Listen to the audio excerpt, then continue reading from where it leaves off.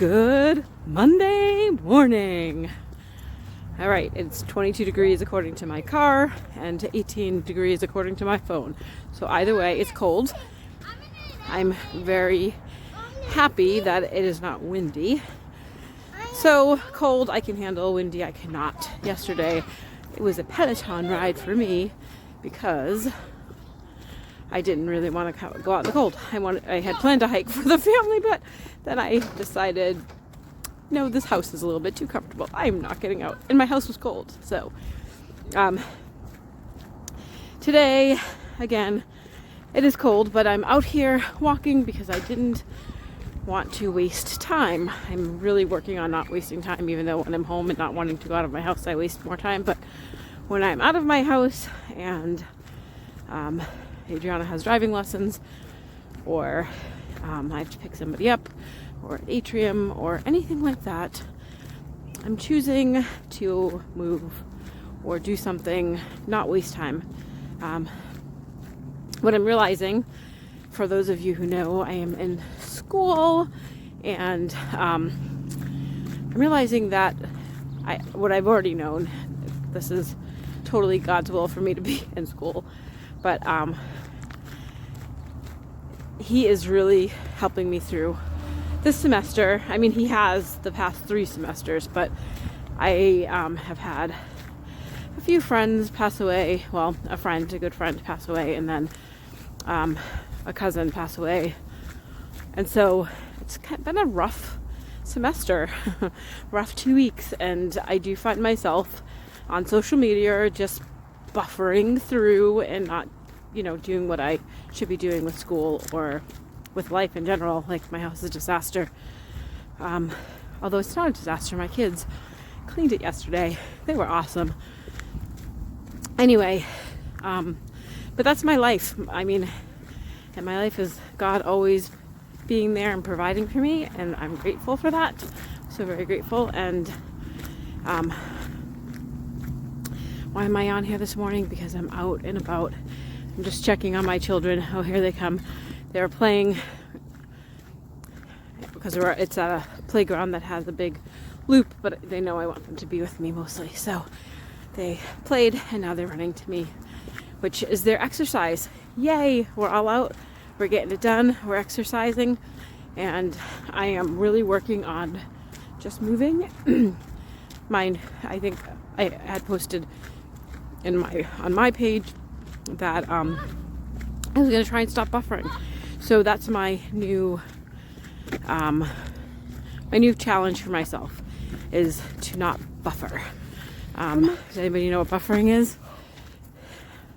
It's like just going and scrolling through social media just because you have nothing better to do. I do usually have things to do on there. I find things to do on there. Nobody ever really needs to be on social media. There's my Thomas. Say hi, Thomas. Hello. Anyway, I am reading through the life book, Dr. A's life book. I love it. It's awesome. And I'm doing lots of challenges with them. So I'm really working on myself. And that's one of the things that I really want to work on as I work for myself, is not buffering so much. So there's my challenge. Maybe it's a challenge for you. Stop buffering. Nobody probably buffers as much as I do. I'm really a big buffer person. Or maybe you buffer in other ways. Nobody probably spends as much time or wastes as much time on social media. But you know what I did? I will tell you what I did, which I think is going to help, and it actually already has helped. I went to my settings and I turned off the Facebook notifications, so I no longer get the ding. That ding, I don't know, what is it about the ding? You get the ding and you're like, oh my gosh, somebody is trying to say something to me. Who cares? People try to say things to me all the time. Why do I care that much? I have no idea why I care that much. So I turned that off on Facebook, and I think that will be a huge help. So, I can only figure out, and actually, like I said, it already has helped. I don't hear the ding. I don't feel compelled when my phone is not around me to go and look and see what little thing somebody said what little thing somebody posted that I probably really don't even care about, or if I do care about, can wait and I can finish the dishes or whatever else, do my assignment for school. And here's one last thing. My assignment for school this week is a presentation on like what childhood event like most impacted me.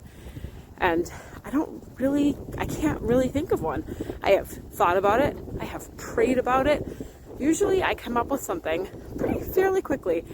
I mean, I did come up with something because I truly think that this is the event, but it's kind of redundant because we already had an assignment similar to this that I wrote on this.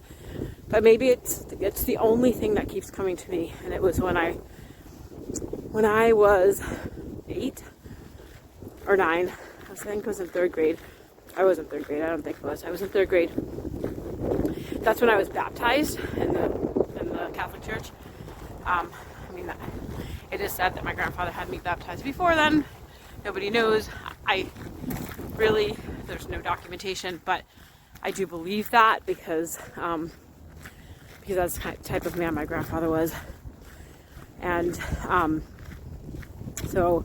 but I remember being baptized in the church when I was 9, and I made my first communion, and it really was a huge impact on me. That's the only thing I can think of. So if you know me, you can think of some other time that maybe I had a different impact. I mean, I do have friends that I met who definitely were a huge impact on me. But, and I can think of things in my adult life, but not in my adolescence. That's like the biggest thing.